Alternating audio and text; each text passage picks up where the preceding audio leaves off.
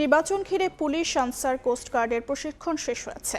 চলতি মাসে নির্বাচনের সব প্রস্তুতি সম্পন্ন হবে বলে জানিয়েছেন প্রধান উপদেষ্টার প্রেস সচিব শফিকুল আলম।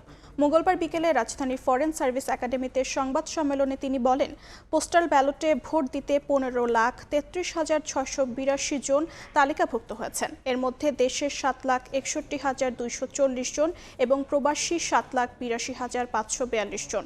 আইনশৃঙ্খলা পরিস্থিতি মনিটরিংয়ে অ্যাপ তৈরি হচ্ছে জানিয়ে শফিকুল আলম বলেন, গণভোটে হ্যাঁ জয়ের মাধ্যমে আগামী 100 বছরের নির্দেশনা পাবে দেশ।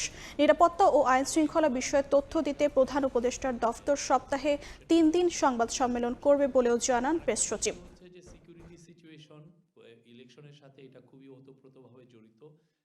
ইলেকশন কমিশনের জন্য যে প্রস্তুতি সেটা খুব পূর্ণদমে চলছে।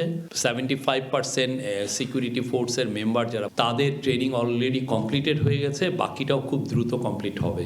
আশা করা হচ্ছে যে 31 জানুয়ারির মধ্যে এটা শেষ হবে। প্রতিটা মানুষই গণভোটের মেসেজটা পাবেন।